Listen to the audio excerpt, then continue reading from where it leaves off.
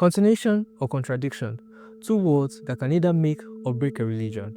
And upon these two words, the Islamic Dilemma stands as an internal critique made on the claim of the Quran. In this video, we're going to be looking at what the Islamic Dilemma is, how it works, and also some common objections to it. Before we get started into the video, if you haven't already, subscribe to the channel, like this video, and share. Now, what is the Islamic Dilemma? As said earlier on, the Islamic Dilemma is an internal critique made on the Quran because the Quran talks about scriptures external to itself as a verification of itself. The Islamic Dilemma goes thus. The Quran confirms previous scriptures, and at the same time, on careful observation, it contradicts these same scriptures it claims it confirms. Now, what makes this a dilemma?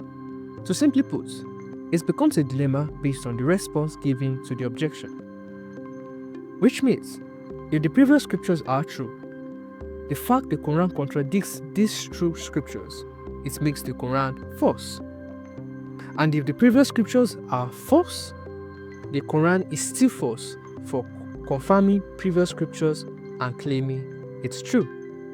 In a nutshell, that's the dilemma. The previous scriptures and the Quran contradict. The Quran confirms these previous scriptures. If the Quran is right by confirming these previous scriptures, then the Quran is false for contradicting scriptures that are true. And if the previous scriptures are not true, the Quran is still false for claiming false scriptures are true. Now, let's look at some common objections to it. Firstly, one objection is we don't have the previous scripture the Quran talks about. This is a common objection by Muslims to the dilemma that the previous scripture that the Quran is talking about is not in possession of the Jews and the Christians. Well, this doesn't work because according to Quran 7 ayah 157 in the Quran, it talks about how the Jews and the Christians at the time of the Muhammad, this would be in the 7th century, are in possession of the Torah and the Gospel, the previous scriptures the Quran is talking about.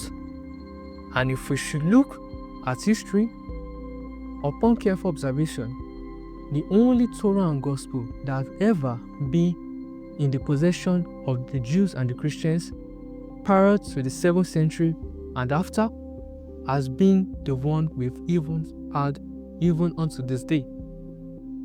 For a Muslim to make a bold claim that the Quran is talking about another Torah and Gospel that is not what the Jews and the Christians have in their possession, it's a bogus claim that has no standing and grounds to it. That's why the objection, we do not have the previous scripture the Quran is talking about, doesn't quite stand.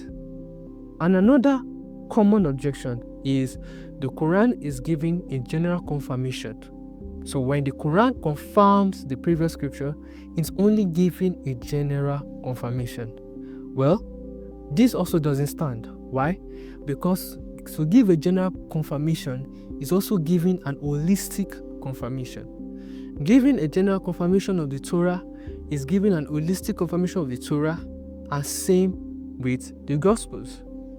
And if holistically speaking, the Quran confirms the Gospels and the Torah, the Quran contradicts the common message or the general message made by these books, which means the dilemma still stands because the Quran is confirming scriptures it contradicts.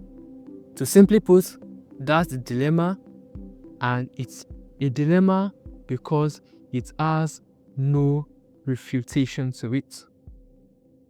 It's a very strong argument and a very strong critique made on the Quran. And that, in a nutshell, is the Islamic dilemma and some common objections to it. If you find this video helpful, please make sure you like, share, and also, if you haven't already, subscribe to the channel. See you in the next.